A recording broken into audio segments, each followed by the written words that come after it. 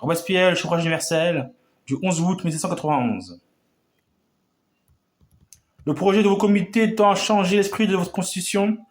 Jamais les questions, du moins, ne mérita de la part de l'Assemblée nationale une attention plus sérieuse. Les comités vous proposent de supprimer le marque d'argent à une condition qui me paraît infiniment plus injuste et plus onéreuse à la nation. Les motifs qui déterminent les comités à proposer de supprimer ce décret du marque d'argent relativement aux députés s'appliqueront encore d'une manière bien plus forte aux électeurs. Un de ses principaux motifs est qu'il ne faut point gêner la confiance du peuple dans le choix de ses représentants. Or, le peuple est-il libre de choisir ses représentants lorsqu'il n'est pas même libre dans le choix des intermédiaires qu'il est obligé de commettre pour choisir ces mêmes représentants? Ou plutôt, n'est-il pas évident que sa liberté est gênée d'une manière encore plus dangereuse, puisque non seulement il ne peut même pas atteindre tout de suite le but, mais qu'il ne peut pas même arriver librement à l'intermédiaire qui doit ensuite le porter vers le but. Un autre motif qui a déterminé les réclamations élevées de toutes parts contre le décret du marque d'argent, c'est qu'il ne faut point violer l'égalité ni concentrer les dignités dans la classe la plus riche de la nation, et il est évident que ce motif s'applique aux corps électoraux et qu'il n'est pas moins important pour la nation que les assemblées électorales soient ouvertes à tous les citoyens sans distinction de fortune, aussi bien que le corps législatif même lui-même, puisque encore un coup ils ne peuvent envoyer leurs députés à la législature qu'en passant par l'intermédiaire des corps électoraux. Les comités, messieurs, me paraissent être continuellement en contradiction avec eux-mêmes dans ce système. Vous avez, sur leur proposition, reconnu que la Constitution devait garantir, et vous avez dit, en effet, qu'elle garantissait que tout citoyen français était admissible à tous les emplois, sans autre distinction que celle des vertus et des talents. Or, je prie les auteurs du système que je combats de dire si la commission donnait à des citoyens de choisir pour eux des représentants au corps législatif n'est pas aussi un emploi. Il en résulte donc que la garantie promise au nom de la Constitution est violée par le système des comités. Messieurs, on conçoit les plus heureuses espérances lorsqu'on lit le début de notre Constitution et qu'on voit le scrupule avec lequel vous êtes appliqués à arracher les racines même de toutes les distinctions, de la noblesse et de tous les autres préjugés qui mettaient une classe de citoyens au-dessus de tous les autres. Mais que nous importe, messieurs, qu'il nous reste plus de noblesse féodale si c'est à ces préjugés absurdes, si à ces distinctions humiliantes que les autres citoyens, vous substituez une nouvelle distinction plus réelle, qui a beaucoup plus d'influence sur le sort et sur les droits des citoyens, puisqu'on y attache un droit politique, celui de décider du mérite des membres qui doivent représenter la nation et par conséquent le bonheur du peuple. Que m'importe à moi, citoyen, qu'il n'y ait plus de nobles, qu'il n'y ait plus de tous ces titres ridicules sur lesquels s'appuie l'orgueil de quelques hommes. S'il faut que je vois succéder à ces privilégiés une autre classe à laquelle je serai obligé de donner exclusivement mon suffrage, afin qu'ils puissent discuter mes plus chers intérêts, qu'importe, citoyens, qu'il n'y ait plus d'armoiries, s'il voit partout la distinction de l'or, il est évident qu'il est impossible d'imaginer une contradiction plus formelle et plus injuste que celle-là. Il est évident que si vous adoptiez le système des comités, cette garantie tant vantée ne serait qu'un vain appât présenté à la nation et que vous tomberiez en contradiction avec vous-même, contradiction qui lui permettrait de douter de votre bonne foi et de votre loyauté dans la défense de ses droits. N'est-il pas encore que ce prétendu bienfait de la suppression du marque d'argent est illusoire, puisque l'usage sera établi et durera toujours de choisir tous les députés dans les corps électoraux, dès qu'une fois vous aurez reporté sous les électeurs de la charge du décret du marque d'argent. Quels sont les motifs que le comité oppose à ces principes et à ces contradictions? Le comité dit qu'il faut une garantie dans l'indépendance et de la pureté des intentions de ceux qui devront choisir leurs représentants de la nation. D'abord, messieurs, je conviens qu'il faut une garantie, mais ces garanties et la contribution, est-ce la fortune qui la donne? Est-il vrai que la probité, que les talents se mesurent réellement sur la fortune? Je dis que l'indépendance, la véritable indépendance est relative, non pas à la fortune, mais aux besoins, mais aux passions des hommes.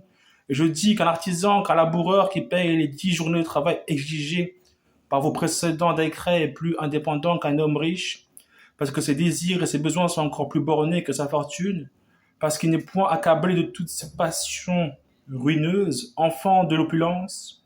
Ces idées sont morales sans doute, mais elles n'en sont point moins dignes d'être présentées à l'Assemblée nationale. Ce ne sont pas là des surfaces en profondeur et des lignes sans largeur. J'examine donc avant tout si vous avez le profit d'exiger que les électeurs payent une contribution plus forte que celle que vous avez décrétée. Et je dis que non. Pourquoi? Parce que vous ne pouvez pas porter atteinte vous-même à la garantie de la liberté, de la justice, de la Constitution.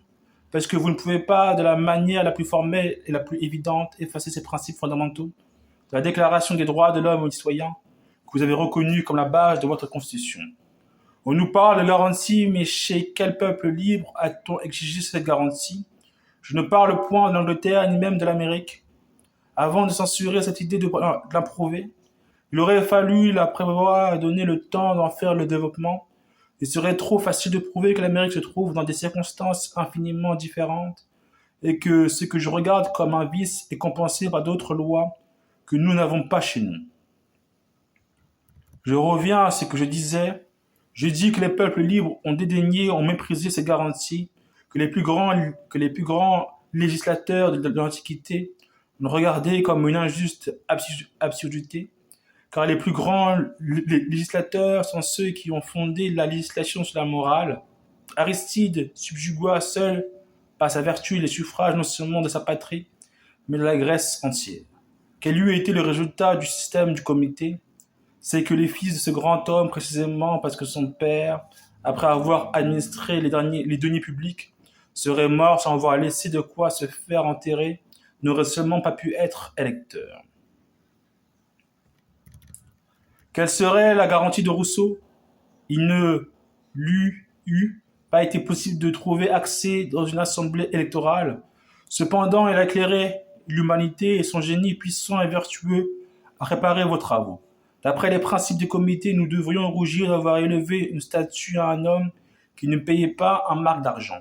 Je dis que tout homme ou que tout citoyen français a une garantie suffisante de son aptitude à recevoir toutes les marques possibles de la confiance de ses concitoyens, dans la qualité d'homme et de citoyen. Je dis qu'il n'est pas vrai qu'il faille être riche pour tenir à sa patrie. Je dis qu'il est pour les hommes des intérêts sacrés et touchants qui attachent à ses semblables et à la société des intérêts absolument indépendants de la fortune et de tel ou tel degré de richesse ou de contribution. Ces intérêts primitifs de l'homme, c'est la liberté individuelle, ce sont les jouissances de l'âme, c'est l'intérêt qu'on attache à la propriété la plus petite, car l'intérêt à la conservation de sa chose est proportionné à la modicité de sa fortune. Et l'artisan qui ne paie que 10 journées de travail tient à son salaire, tient à des petites épargnes, tient aux moyens qui le mettent en état de vivre avec sa famille, autant que le riche tient à d'immenses domaines. Et ces propriétés sont d'autant plus sacrées qu'elles touchent de plus près aux besoins et à la subsistance nécessaire de l'homme. Elles ne sont que plus sacrées aux yeux de la loi.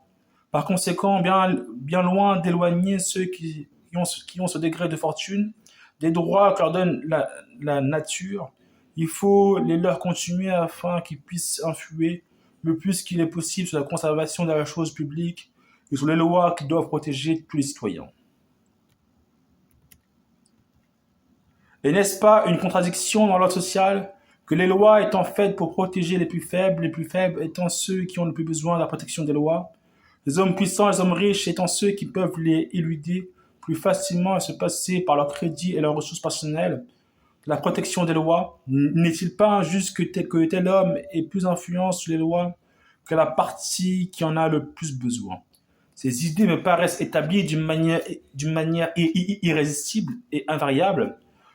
L'intérêt social est celui de la justice, qui ne peuvent jamais être séparés, car pour décider une question, il suffit de se rappeler que ce seul principe que rien n'est utile que ce qui est honnête et juste.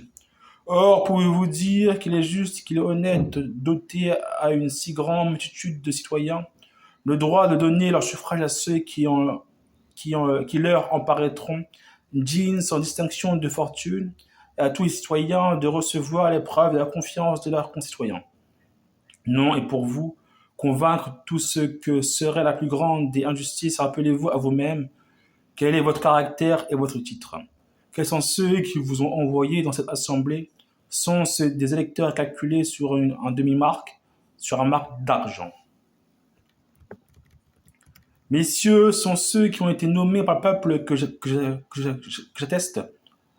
Sur ce fait, je les rappelle au titre de leur convocation, qui portait que tout Français ou naturalisé français payant une imposition quelconque serait admis à concourir à la nomination des députés. Je leur rappelle que nulle loi n'a éloigné des assemblées un seul homme pour raison de fortune et de contribution. Je demande maintenant si vous, qui êtes arrivés ici sans titre et qui tenez vos pouvoirs de ces hommes-là, dont une grande partie n'atteignait pas la condition que vous leur imposez, je vous demande si vous pouvez vous servir de pouvoir qu'ils vous ont confié. Et si vous pouvez leur dire le jour où vous nous avez investis du pouvoir de défendre et de garder vos droits, ce jour-là, vous les avez perdus. Vous ne rentrerez plus dans ces assemblées où vous nous avez donné votre confiance. Nous n'avons point de garantie de votre indépendance et de votre probité. Nous-mêmes, nous ne sommes donc pas purs, puisque enfin, nous avons été choisis et nommés par des électeurs qui ne payent plus. Je conclus de tout ce que je viens de dire que d'après les principes de la morale, par conséquent de la politique des législateurs de la France, l'intérêt du peuple exige que vous révoquiez non seulement le décret du marc d'argent, mais aussi les conditions d'éligibilité prescrites pour les électeurs. Vive la France, vive Robespierre.